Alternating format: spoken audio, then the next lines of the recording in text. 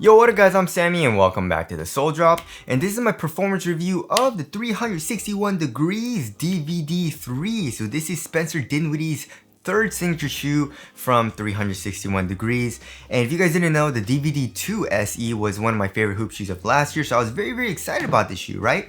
This is the feather colorway, and I think it looks really good. It definitely grew on me, and I also got a lot of compliments. A lot of people said that it actually looks really good. I think it's because of the colorway though, you know what I mean? But overall, the design does look pretty good as well. So if you guys do want to call, I'll try to leave in the affiliate link in the description box. If you do choose to get this shoe, it does help me out if you buy it through the affiliate link in the description box. It does retail for $130, which is a pretty good price. But yeah, let's get started right off with the Trazione. So we in this colorway, we have like a really dark brown for the tip of the toe, and then more like a gray brown color for the rest of the outsole, right? And also we have a lot of crazy patterns on this outsole, which is pretty interesting, right? So how is the traction? So first of all, I did need to break it in just a tiny bit. At first it was a little iffy, but after a little bit, you know, a day or two, I didn't really need to break it in that much either. It actually started to have a really good bite, right? So if you're playing on a clean court, it has a really nice bite. So you're gonna be good to go if you're playing on a clean court, right? Also, it has a nice loud high-pitched squeak, which of course has nothing to do with performance, but if you do like to have a nice squeak like me, it does have a nice squeak, right? But the big issue here is dust, right? So it wasn't terrible on dust, but it is a dust magnet. It was picking up a good amount of dust for me, and even on a slightly dusty court, it wasn't terrible, but it's not good, you know what I mean? So when I was playing on a slightly dusty court, it would pick up dust, and it would pick it up pretty quickly, right? And then I would slide around a little bit, right? And then it's a pretty easy wipe though, so it's not that big of a deal, but I would need to wipe quite often, and then, you know, have a couple of good stops again, and then would pick up dust again, right? So that kind of sucks. I guess one good thing, however, is that I didn't slide out dangerously though, right? So some shoes, if it gets too dusty, I slide out and like I get hurt. But for this shoe, I didn't really experience that. It just kind of didn't have a good stop. But again, it's a dust magnet, right? But if you're playing on a moderately dusty court to a really heavily dusty court, then it's gonna be, you're gonna be having a bad time, you know what I mean? Like it picks up dust very quickly, and then once you wipe off that dust, you get like 2 good stops, and then picks up dust again, you know what I mean? So not great for dust performance, which kind of sucks because again, the DVD 3, also the Genesis from 361, which was kind of like their budget shoe, which is really nice, besides the traction, picks up a lot of dust. So that kind of sucks, you know what I mean? I wish it picked up less dust, but I guess if you're playing on like a really clean court to like a lightly dusty court, you should be fine. But if you're playing on a super dusty court, definitely not the best option, right? Also, the rubber is really freaking soft because the grooves are really thin, you know what I mean? So I definitely don't feel like this will be the best option if you're playing on an outdoor court. So yeah, the traction, when I was playing on a clean court though, it was really nice, you know what I mean? But again, like I'm playing on like LA Fitness, 24-hour fitness courts, and it picks up dust, and I didn't really like it too much because I was sliding around a good one, right? So there is a traction there. Moving on to the heel to toe transition, it feels a little clunky, you know what I mean? So here in the heel, I don't know why they added this. Look at this thing. I hate this. Look, can you hear it? It's literally a freaking really hard type of plastic, you know what I mean? So it does have a nice curved shape, however, but literally it's so clunky in the heel, right? So when you're doing heel dominant strides, it's striking your heel, it does feel pretty clunky, right? And then coming here to the forefoot, we have a nice kind of like curved shape, which is nice. And also, we do have a nice bit of forefoot flex. It's not super easily flexed, but it is quite flexible. And then we have a nice kind of like springiness to it as well. Not super swingy, but it does feel pretty dang nice, right? Of course, we do have this thing. So they're calling it the quick dry system. So it's basically 2 plates of different hardnesses. It's just plastic, of course, and they meet in the middle. They angle it at different angles, of course.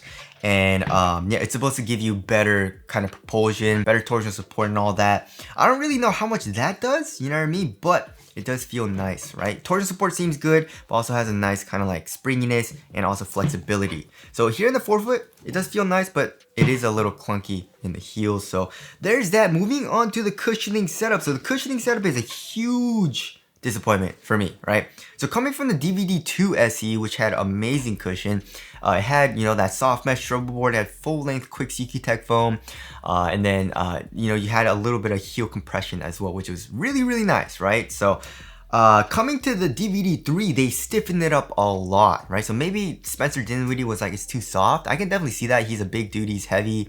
I'm just a regular dude. I'm not heavy, you know what I mean? I'm average weight, I would say.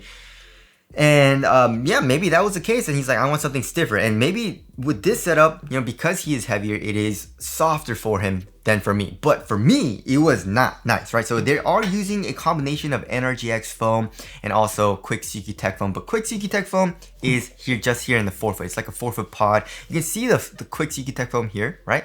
And then we can see in the heel the NRGX foam, right?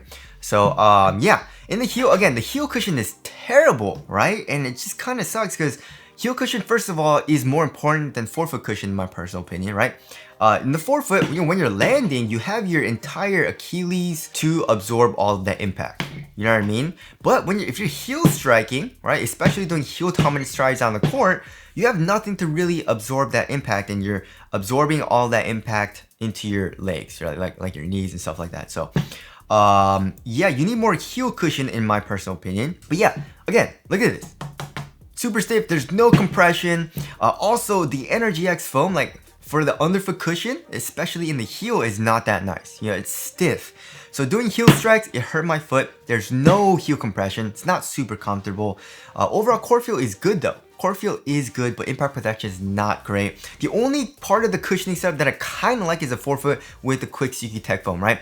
So yeah, when I'm kind of like jogging, jumping around and sprinting, really playing, I can definitely feel the Quick CQ Tech foam. I needed to break it in a little bit, but yeah, it's kind of soft, kind of, you know what I mean? But again, it is the forefoot, and with the forefoot foam, they usually thin it out there, and you have really good core feel here, so it's not that thick. So because of that, it's just kind of soft, and that's it. You know what I mean? And it's just like, oh, that's kind of nice, but then that's it, and then it ends. There's no bounce, there's no softness or comfort, like more comfort, you know what I mean? So yeah, I mean, I guess if you are a type of person that likes a really stiff, responsive feel from your cushioning setup, then this is kind of nice, but for the most part, it's a disappointment to me personally. So yeah, there is a cushioning setup there. Moving on to the upper. So the upper is also pretty interesting. So in this colorway, we have this kind of like brown color, right? Like this chocolate color. And it's just kind of like plastic, really thin, kind of like plastic or synthetic material.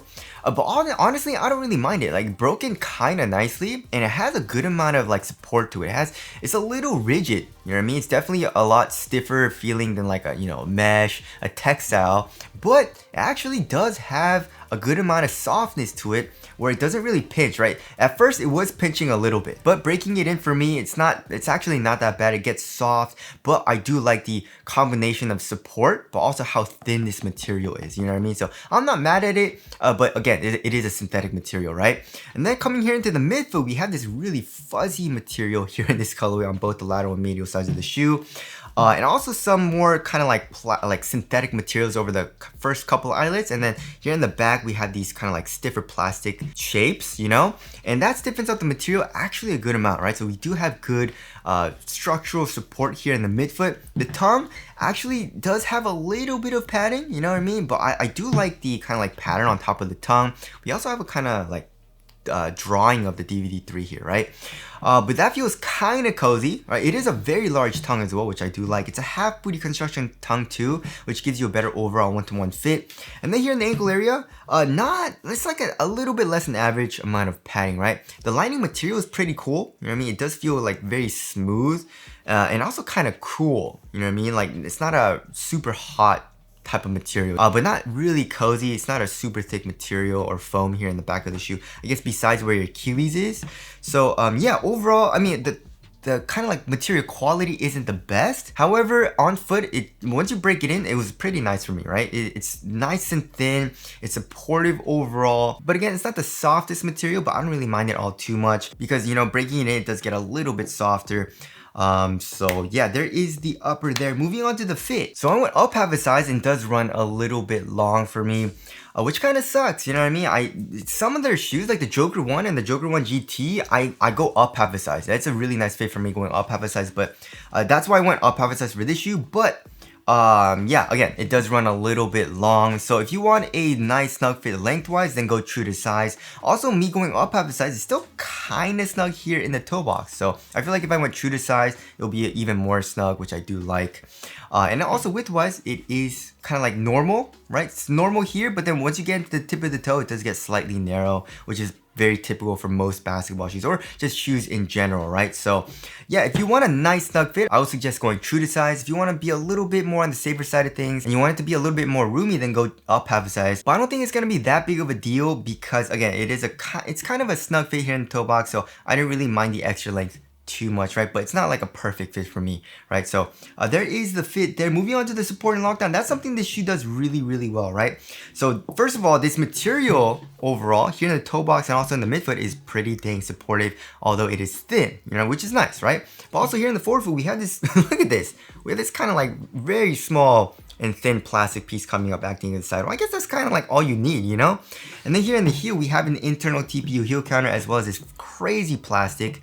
So yeah, lateral containment, my foot's not coming out of the footbed at all, right? And also my foot's not moving inside of the shoe because of the upper being pretty supportive, right?